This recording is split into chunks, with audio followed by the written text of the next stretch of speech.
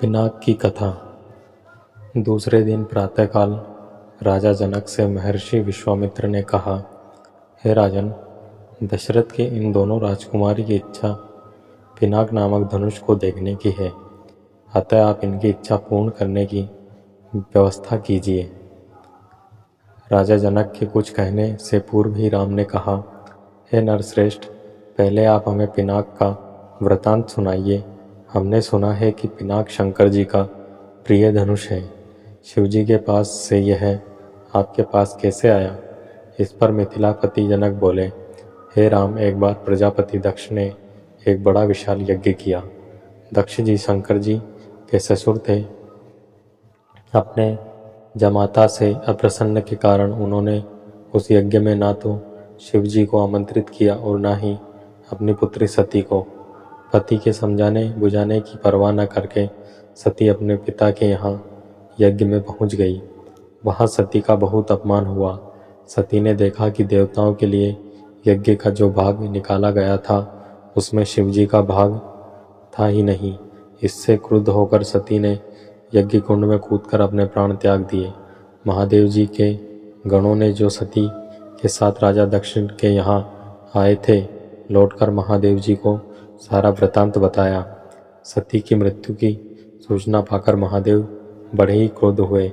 उन्होंने राजा दक्ष की यज्ञ भूमि में जाकर उस यज्ञ को नष्ट कर डाला। फिर वे अपना पिनाक नामक धनुष चढ़ाकर देवताओं को मारने के लिए अग्रसर हुए, क्योंकि देवताओं ने उस यज्ञ का भाग महादेव जी को नहीं दिया था। महादेव जी का यह रौद्र रूप देखकर सारे देवता बहुत भयभीत हुए। देवताओं ने अनुनय विनय करके महादेव जी का क्रोध शांत कराया। क्रोध शांत होने पर महादेव जी ने पिनाक को देवताओं को दे दिया और कैलाश पर्वत पर लौट गए। देवताओं ने उस धनुष को हमारे पूर्व पुरुष देवरात को दे दिया। तभी से यह धनुष हमारे यहाँ रखा है। हमारे पूर्वजों का स्मृति चिन्ह होने के कारण हम इस धनुष की देखभाल सम्मान के साथ करते आ रहे हैं। इसी बीच एक बार हमारे राज्य में अनावृष्टि के कारण सूखा पड़ गया, जिससे प्रजाजनों को भयंकर कष्ट का सामना करना पड़ा। उस कष्ट से मुक्ति पाने के लिए मैंने एक बहुत बड़ा यज्ञ किया। पुरोहितों के आदेशानुसार मैंने अपने हाथों से खेतों में हल चलाया। हल से भूमि खोदते खोदते भगवान की इच्छा से मुझे एक परम रूपवती कन्या प्राप्त हुई। उसे मैं अपने राजमहल में ले आया और उसका नाम सीता रखकर अपनी पुत्री के समान उसका लालन पालन करने लगा। जब सीता किशोरावस्था को प्राप्त हुई तो दूर दूर तक उसके सौंदर्य एवं गुणों की ख्याति फैलने लगी। देश देशांतर के राजकुमार उसके साथ विवाह करने के लिए लालायित होने लगे। मैं अद्भुत पराक्रमी योद्धा के साथ ही सीता का विवाह करना चाहता था।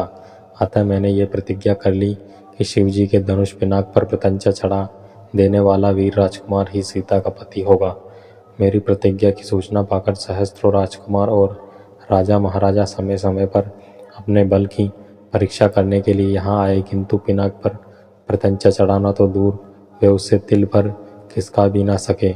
जब वे अपने उद्देश्य से इस प्रकार निराश हो गए तो वे सब मिलकर मेरे राज्य में उत्पात मचाने लगे। मेरे प्रदेश को चारों ओर से घेर लिया और निरीह प्रजाजनों को लूटकर आतंक फैलाने लगे। मैं अपनी सेना को लेकर उनके साथ निरंतर युद्ध करता रहा। वे अनेक राजा थे, उनके पास सेना भी बहुत अधिक थी, इसलिए इस संघर्ष से मेरी बहुत सी सेना नष्ट हो गई। इस पर मैंने भगवान को सहारा मानकर उसकी तपस्या की। मेरी तपस्या से प्रसन्न होकर भगवान ने मुझे देवताओं की चतुरंगिनी सेना प्रदान की। उस सेना ने आदियाती राजाओं के साथ भयंकर युद्ध किया और सभी उपद्रवी राजकुमारों को भगाया। उसके भाग जाने के बाद मैंने सोचा कि एक विशाल यज्ञ करके इस अवसर पर ही अपनी प्रतिज्ञा पूरी करूं और सीता का विवाह कर निश्चिंत हो जाऊं।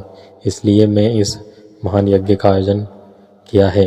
अब जो कोई भी महादेव जी के इस धनुष के प्रत्यंचा चढ़ा देगा, उसी वीर पुरुष के साथ मैं अपनी अनुपम गुणवती पुत्री सीता का विवाह करके निश्चिंत हो जाऊंगा। तो दोस्तों, ये वीडियो थी संपूर्ण रामायण के बालकांड भाग 17 पिनाक की कथा। ये आपको कैसी लगी हमें कमेंट करके ज़रूर बताएं, और वीडियो अच्छी लगी तो वीडियो को लाइक शेयर और ऐसी और वीडियोज़ के लिए हमारे यूट्यूब चैनल को सब्सक्राइब करना ना भूलें। वीडियो में अंत तक बने रहने के लिए आपका धन्यवाद। जय श्री राम।